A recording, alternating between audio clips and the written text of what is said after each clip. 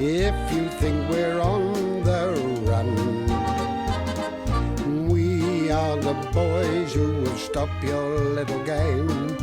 We are the boys who will make you think again. 'Cause who do you think you are kidding, Mr. Hitler, if you think old England's done? Mr. Brown goes off to town on the A21, but he comes home each evening and he's ready with his gun. So who do you think you are kidding, Mr. Hitler, if you think old England's done? Now, men, during the time we've been together, we've been through some very dark times indeed. In fact, last winter, times were so dark that it was difficult to see ahead. Was that when we had the power cut, sir? That'll do. But now I'm happy to say that we can see the light at the end of the tunnel. Very long tunnel, very small light. There it is, shining brightly for all to see. Mr. Rogers won't like that, Mr. Mainwaring. I'm not referring to the blackout, boy. I'm talking about the war situation. After standing alone against the Nazi hordes for nearly 2 years, I'm very glad to be able to say that at last help is at hand. Oh, that's awfully good news, sir. Who is it? It's the Americans. They're taking their time. The war's been on 2.5 years. Let's not have any of that sort of talk, Walker. It's just like those westerns, isn't it, Mr. Mainwaring? You know, where the settlers have been surrounded by Indians and the US cavalry come in and save them in the nick of time. Just like it, isn't it? No, I wouldn't say it was quite like that. We've done pretty well on our own so far. But it's always nice to have a few extras on the team, you know. Sort of second 11, as it were. When can we expect them, son? A small advance party is due in Warmington-on-Sea on Saturday morning. And it's up to us to give them a very hearty welcome. You mean sort of roll out the red carpet for them, sir? Precisely, yes. But we won't actually have a red carpet, of course. Oh, no. I can get you a roll of American cloth if that'll help. Mr. Speak, sir. We must take our American cousins to our bosoms and take them into our homes and fertilise with them.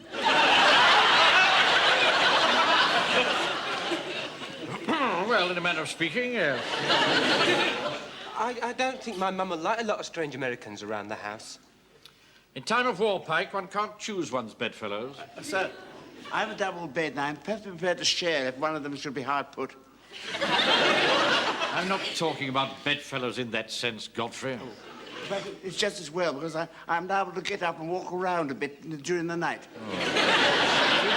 Don't you think we ought to show the Americans something that is really typically British? What about a display of island dancing? I mean, you can't get more British than that. No, that's a very good idea, Walker. You should be able to help us there, Frazer. You're the president of the Warmington-on-Sea Caledonian Society. Well, sir, that's just going to be a wee bit awkward, you see. I'm the only one in it. There used to be two of us, Joe Mackay and myself, but when I raised the subscription to 5 shillings a year, he wouldn't pay it, so I threw him out. Sir, I've just been struck by a thought.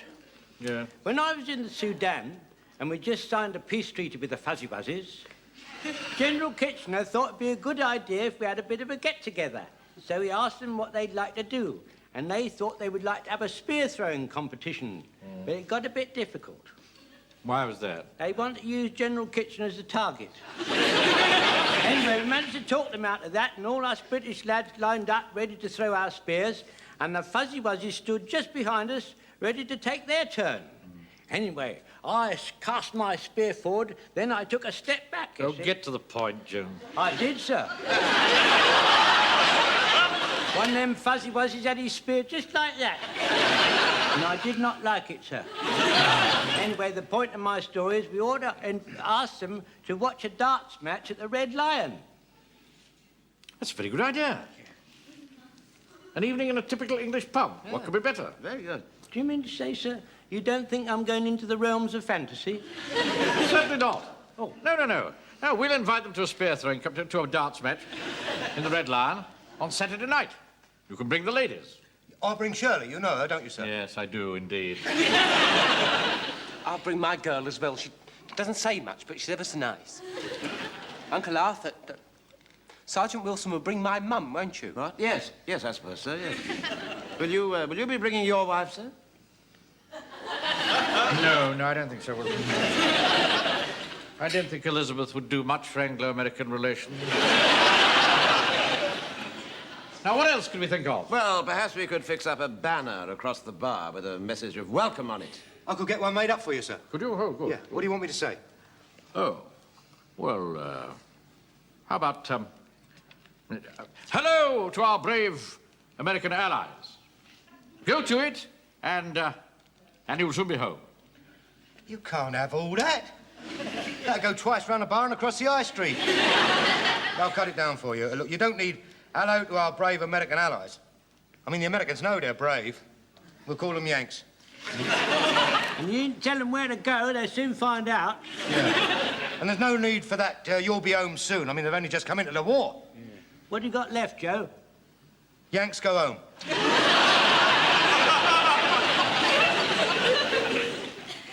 All right, well, think up some short message and don't spend more than 10 shillings on it. Right, leave it to me, sir.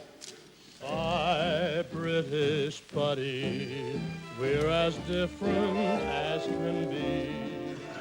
Hi, buddy. It's a bit brief, isn't it? Well, you said don't spend more than 10 shillings. Anyway, it's snappy, it's to the point. The Yanks like that. Godfrey, I've got a kind of feeling that tonight is going to be a bit of a disaster. Oh, dear, I do hope not. I must say you're looking very nice tonight, Mrs. Fox. Oh, thank you, Mr. Jones. I wanted to look my best. Americans are used to all those Hollywood blondes and, well, we don't want to disappoint them, do we? Do you like my scent? It's lovely. Yes, it's Californian poppy. I thought it would be appropriate. Do try and cheer up, Arthur. I'm perfectly cheerful, Mavis. Oh, no, you're not. After all, you don't take me out very often. You could at least make an effort. No, it isn't that at all. You see, it seems to me that I can never, ever be able to get away from Mainwaring and the others. I mean, I'm with him all day at the bank and on parade with him in the evenings. And now one night off, he has to drag us all over here to meet all these Americans. You see, I'd much rather be in a nice, cosy cocktail bar, listening to a little Noel Coward playing on the piano. I saw Noel Coward once in that film in which we serve. He's not little, he's quite normal sized. Oh, I wonder what these American soldiers look like. I've no idea. Ivy said she saw them arrive at the station, didn't you? Did she? I wish you'd ask her to speak up, Frank. I can never hear a word she says. She says they're very smart. They're all dressed as officers. Even the privates? Even the privates. She says yes. I wonder what's happened to Shirley. I think I'll go and give her a ring. Thank you for making up the darts team, Vicar. Oh, that's all right, Mr. Mainwaring. I'm always ready and eager to help cement Anglo-American relations. Have a drink. Oh, thank you. Scotch, please. A large one. Virgin. Lemon shandy. Small one. Small lemon shandy and a large whiskey, please. Sorry, Captain Mainwaring. I'm afraid I can only let you have a single. I'm short of Scotch. What a mercy Providence has undertaken it all. You know the vicar's weakness, don't you? A double list early in the evening, and heaven knows what might happen. We don't want the Americans to get the wrong impression of our clergy, do we?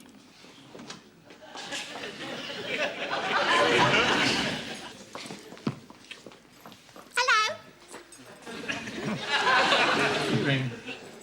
Shirley, is it? Yes, where's Joe?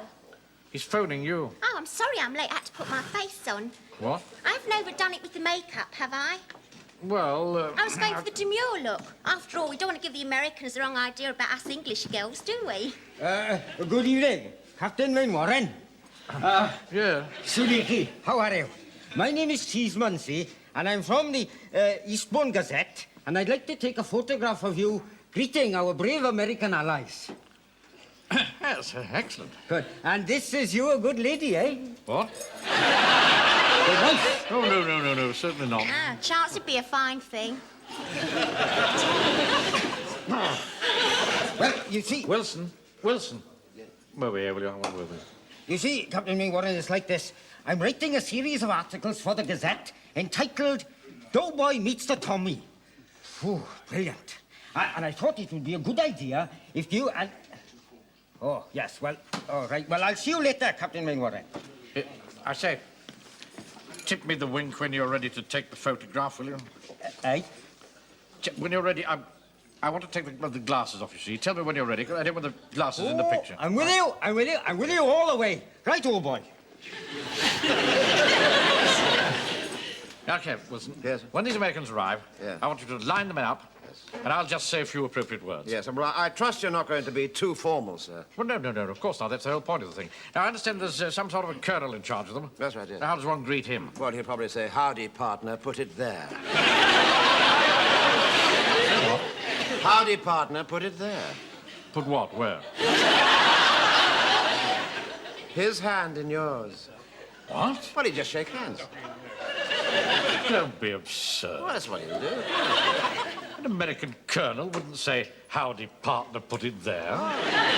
You and that boy Pike see far too many American films.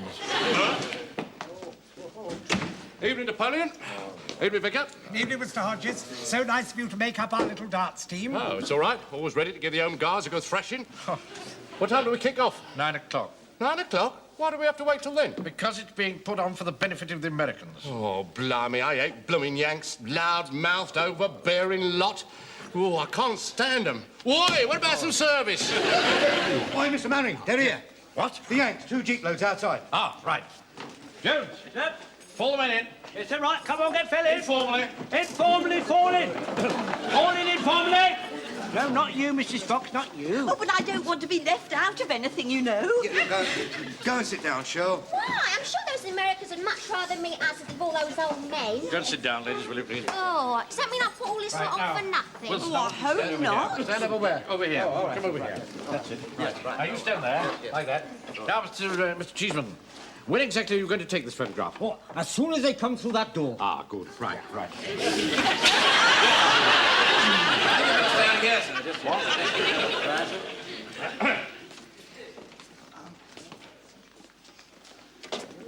On behalf of the people of Warmington-on-Sea... No. This is the Colonel. Oh. Ah, yes. Howdy, partner. Put it there. What did you say? I told you so. Turn your head a little more this way, Captain Mainwaring. I'd just like to say a few words of welcome to you and your men. Sure, go ahead, Captain. Right. I was not in the way. Excuse me, sir. You better put your glasses on. What? Your spectacles. Oh, Come on. All right. That's it. That's better. On behalf of the people of Warmington-on-Sea, I bid you welcome and congratulate you upon entering the war. At last. Thanks a lot. My name's Schultz, Colonel Schultz. My name is Mainwaring, Captain Mainwaring.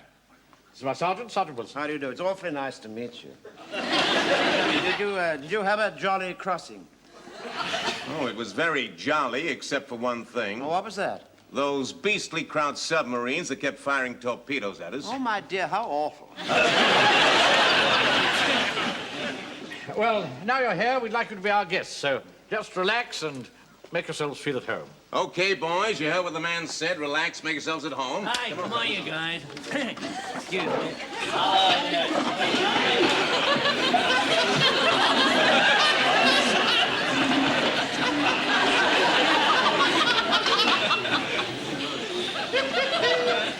Would you like to meet some of my men, would you, Colonel? This is Lance Corporal Jones. Howdy. I'm very pleased to meet you, sir. I had the honour to serve with the Americans in France in 1917, sir. They used to call us limeys then, sir. I expect you know why they done that, didn't you, sir? No, I can't say I do. Oh, well, in times of old, on British ships, the sailors, they used to get all scurvy and mingy, you see. And the captain, he got a bit fed up of this, and he called them all round and he said, now listen, boys, I'm sick of you crawling about all looking scurvy and mingy. I want you to drink some lime juice. So he used to get them all together in the evenings, and he used to make them drink lime juice. but there happened to be an American sailor on board, and he refused it, and he told the captain what to do with his lime juice. And the captain got very cross, and he ordered him to be flogged. So while he was being flogged, the captain said, "Why do you not drink up your lime juice like our brave British lads?" And the American said, "Ow, they're nothing but a lot of, nothing but a lot of crawling limeys. Ow." And that ow was the noise what he ejaculated while he was being flogged, you see. Anyway, hence the expression limeys. You don't say. I do, I just told you. Maybe it's just a minute. Maybe it's... What on earth's going on? Oh, the sergeant here's been ever so nice. Says I'm the perfect English rose. You sure are, sister. Now, just a minute. You haven't been introduced to this lady. Listen, buddy. Why don't you go take a powder, huh? Take a powder? Yeah. Oh, I believe you're jealous, Arthur. Wilson! Yes, I'm coming. Yes, sir. What is it? What? This is Private Frazer. Howdy. News the day and news the hour. See the front of battle lure, and see the proud Hitlers round and tour slaves and slavery. War would be a traitor name. War said basis be a slave. War would fill a coward's grave. Lie, turn and flee.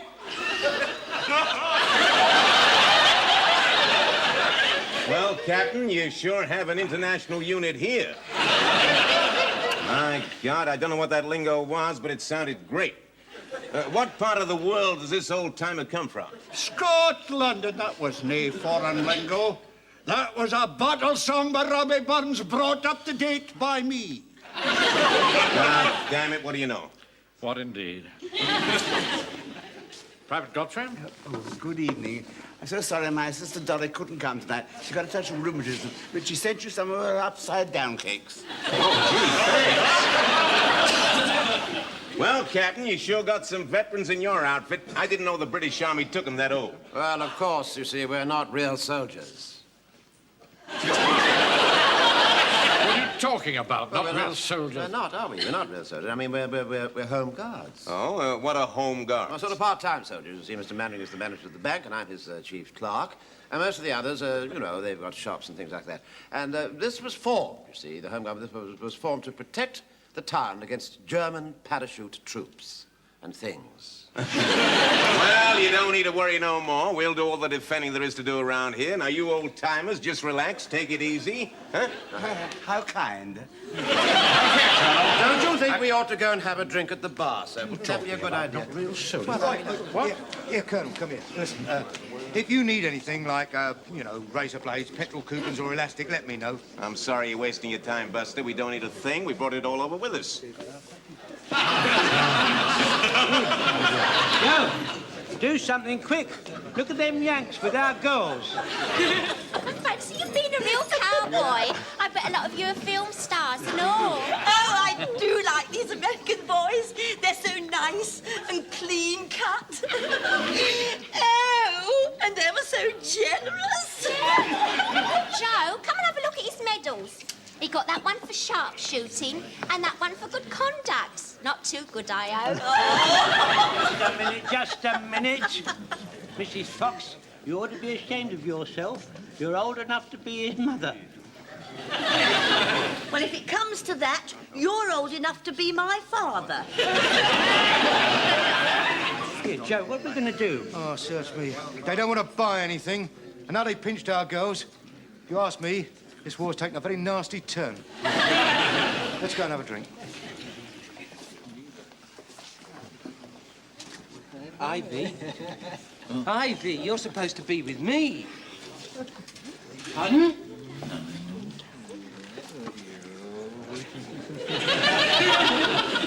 Mum? Mum! Whatever's the matter, Frank? He's got his arm round Ivy, look. Oh? He won't take it away. Make him take it away, Mum. Make him take it away.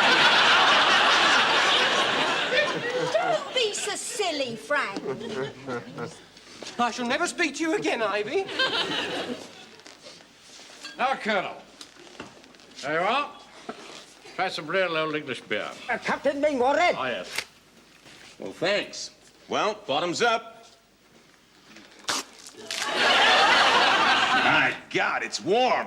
I bet you've never tasted anything like that in your life. Warm? It's quite cool to me. Yeah, it tastes like tub water that's come through the faucet. Oh, no, you don't have to force it. You just turn the tap on, it runs. Well, what did you say, kid? Are you having me on? Having you on what? Perhaps you'd like to try something else, would you? Okay, I'll have a highball. Of course. Give this gentleman a... Highball. You got a highball? Highball? What's that? Scotch on the rocks. Oh, sorry, no scotch. Now, what sort of a joint is this? No scotch, warm beer? Is this your idea of typical English hospitality? I'm very sorry, but we've been fighting a war for 2.5 years, and things are in rather short supply. Now, what do you mean by that remark? Nothing, really. Hello, Colonel. My name's Hodges. I met some of your blokes when they came out to France in 1917 under General Pershing. You mean General Pershing? Yeah, well, I knew it was some Pershing general. You notice I said 1917, and as we all know, the war started in 1914. All right. Now you've come over to win this little lot for us, have you? Still, better late than never. I mean, the war's only been on for 2.5 years, isn't it? It's an improvement on last time. Captain Mainwaring. Ah, yeah. Now, what did you say, Buster? I said you're improving. This time 2.5 years instead of 3. Hold it now. I can assure you, sir, that it was not our fault. Hodges made an insulting remark. The American went to hit him. Hodges dodged, and I got hit instead. But my men were in no way to blame. Yes, I realize that, Mainwaring. But the fact remains that a photograph of you brawling with an American colonel is on the front page of every newspaper. The German propaganda machine will have a field day with this. The Americans have only been in the country a few hours, and there's a fight with British troops. It'll be all over the world. Well, we're going to nip it in the bud. What do you want me to do, sir? I'm sending that reporter over to your place today. I want you to ask the American colonel round and make a public apology to him.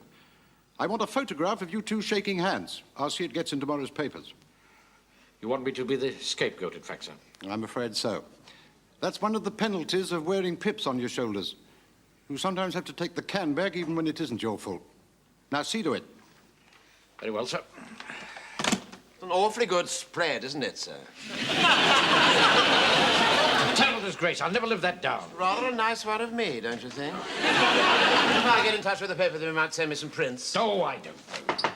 Come in. Permission for you to see a deputation, sir. Yes, Joan?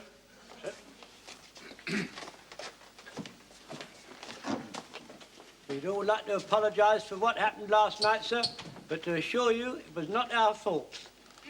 Well, I know that, Jones, and GHQ knows it. But the fact remains that I have to make a public apology to that American colonel. You mean they're going to make you the scapegoat? Yes. But even if I have to make a public apology, I intend to see that GHQ realizes that it's no responsibility of ours. I'm going to make out a report which will completely clear us of all blame. I want you to tell me, in your own words, exactly what happened on Saturday night, and we'll start with you, Sergeant. Right, sir. Well, when the fight started, I thought I'd better get out of the way, so I dived under the table. Yeah. That was after he thumped the American sergeant. After he What? I'm sorry, sir, but you see, I only gave him a couple of taps. He'd been getting on my nerves all the evening. He's been far too familiar with Mrs. Pike. Mum was furious. When Uncle Arthur got home, she wouldn't let him in. He had to spend all night in the coal shed.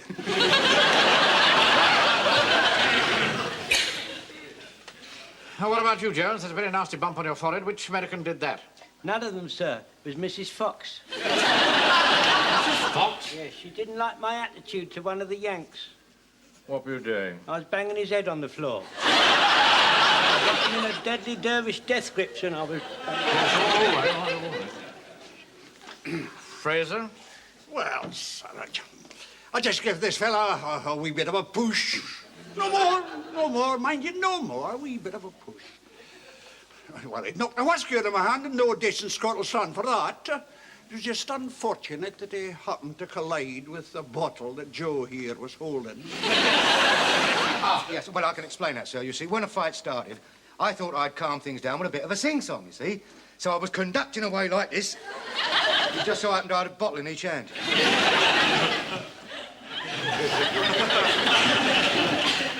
What about you, Pike? I'm sure you didn't do anything violent. I must confess I did, sir. I lost my temper. See, those two Americans, they kept on clinging to my ivy. They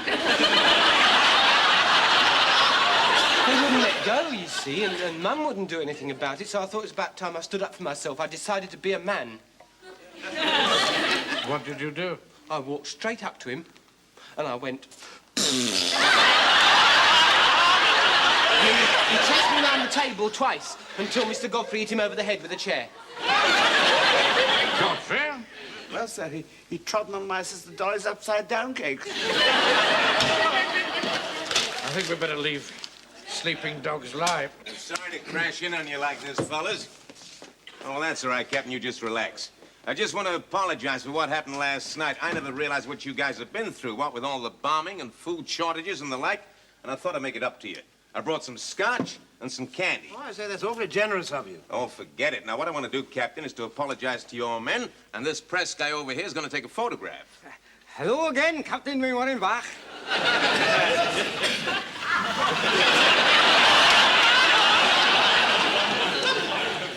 Actually, I was just about to apologize to you. What for? It wasn't your fault. I can't let you do that. As you British say, it wouldn't be cricket. So, if you'll get your men together, Captain, I'll be beholden to you. Well, if you insist, fall the men in, Corporal. Right. You come this way, please, sir. I'm right behind you, old-timer. I'll give you £2 for the bottle of whiskey. Certainly not. £2.10. Get on parade. I must say, I'd rather like to look at that whiskey, sir. Yeah. Oh. It's rather nice, that fellow, Colonel Schultz, don't you think? Just a minute, Wilson. Yes, sir. Isn't Schultz a German name? Yes, right, yes, it is. What's the man with the German name doing serving in the American army? A lot of people in America know with German names. Really? Yes. Well, things got completely out of hand. We're fighting on our side with German names. We're better off on our own. At least we knew who was who and what was what. Right, come on, get fell in. Line up now, come on, line up in all the lines. Now, don't you worry about that, old-timer. You just gather around me in an informal group. Very good, sir. In an informal group, round the Colonel at the double gather. Come on. Now, men, I just want to say how sorry I am for what happened last night. And as a peace offering, I brought you some candy bars. Perhaps you'd like to help me give them out, Captain. Yes, of course. Now, my men would be here to apologize in person, but we've got a ladies' night in the mess, and they're fixing the place up. Ladies' night at the mess? Oh, yes, that's a Frank, when we both went back to tea, did you notice your mother was dressed up in her party frock? Yes, I did, Uncle Arthur. Yeah, I thought it was rather funny, just to make toast in. When I phoned Ivy to ask her to meet me after parade, yeah? She made an excuse. I could tell she was lying. I could hear every word she said. Wait a minute. Shirley said she couldn't come out tonight because her hair was in a mess. Now I know which mess. You, Carol! I'm all ready. I'll be right with you, honey. You just wait outside in that there Jeep. All get ready for the photograph, gentlemen. Excuse me, is it true in the last war the only thing the American charged was the 10% on the money they lent us? Now, what was that, old-timer? Hold it!